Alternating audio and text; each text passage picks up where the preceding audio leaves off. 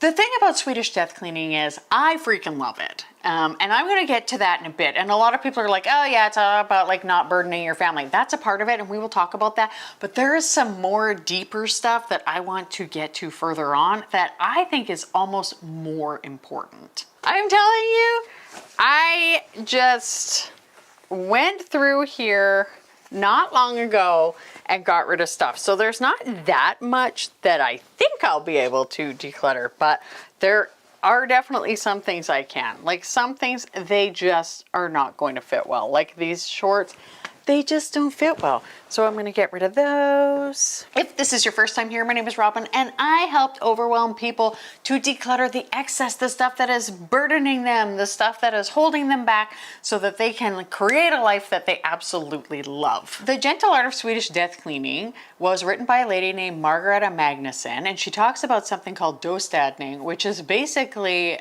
not really leaving things to your family when you pass away.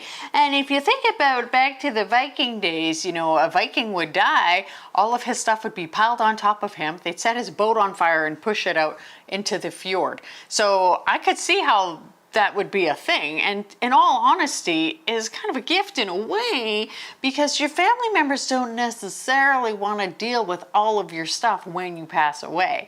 That being said, I think it's a little more complicated than that. You see, when Margareta's husband passed away, she had a lot of his stuff to deal with, and she didn't exactly enjoy it, and I can't say I blame her. Now, when we start out in our life as like little babies, we come in with nothing.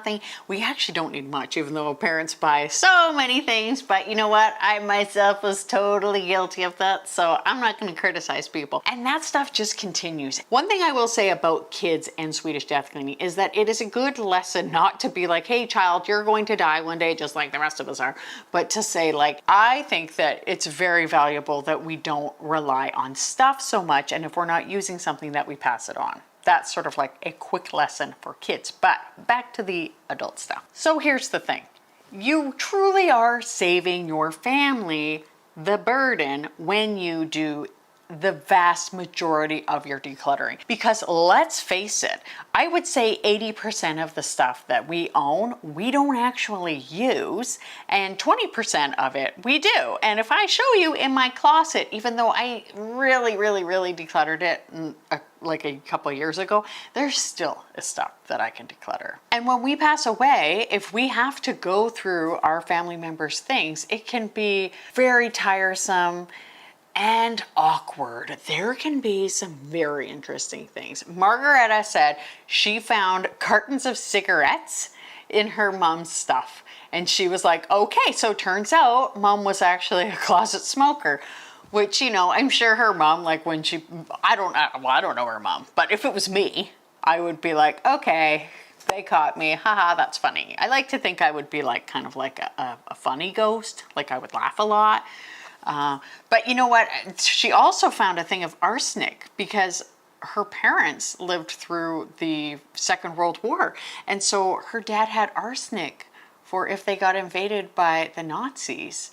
And then he kept it for the rest of his life. So things like that are very interesting and kind of disturbing. And I think, to be honest, like when your family members die, we already are pretty obviously sad. And it's very painful to go through people's things and then to find odd things. Like maybe you would laugh about some of them. I wouldn't be laughing about something from World War II, potential invasion, and maybe having to poison yourself or your family. No. The other good thing is that you could definitely prevent family disagreements. Now, Margareta said when her mom died, she left her a bracelet, and Margareta was like, well, I was an only child, but I have 4 kids and I don't want for them to fight over this. Like, this bracelet could cause more trouble than it could good. So there are some questions that Margareta suggests that we ask, and I think these are absolutely awesome. Number 1, will I need this? Will you need this? So potentially it's like your raincoat. You're not going to be like, well, it's not raining today, so I'm just going to declutter that raincoat, only for it to be raining tomorrow because it's been raining so much lately, but I digress. That's Vancouver Island life for you. You will need it one day. Like, for sure, I'm going to need my raincoat, right? So I'm going to keep that. The other question is, will anyone be happier if I keep this? Be careful with this because there are some pack rat family members. We all have them. We love them. There's nothing wrong with them, but they do need to be protected from themselves just a little bit. Let me give you an example. Oh my gosh. Oh, wow. I haven't looked at this for so long. Oh my gosh. Ooh. Wow. No, it would not fit. Don't ask. I don't have any daughters. And a lot of people are like, what should I do with my wedding dress?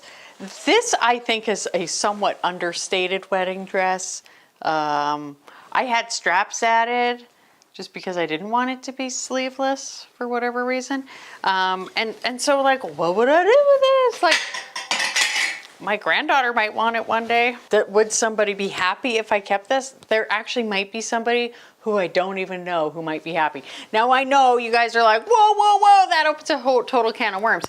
What I'm saying is that I know a lot of stories where people are like, I wore my grandma's wedding dress. So once I'm a grandma, we'll decide. Once the kids are old enough, if they don't want it, I will happily donate this to somebody. If people even still wear wedding dresses then, who knows? Maybe they'll be getting married on Mars and have to wear something special. Because the question showed, like, will somebody be happy if I keep this? Maybe my grandchild will be like, oh good, she at least kept something. She kept her wedding dress. Now I'm gonna get very controversial in a second. But first, I want to talk about how we take care of those things that we keep. So I like to continually simplify my life. Maybe that's certain routines, maybe that's decluttering certain things. Now the controversial thing is a throwaway box. Have you ever thought that? Like, I think we maybe all kind of had that fantasy when we were teenagers. Like, don't look at my diary. Don't look at this, look at that. And I think that perhaps maybe our parents would have looked at our diaries. I'm just saying.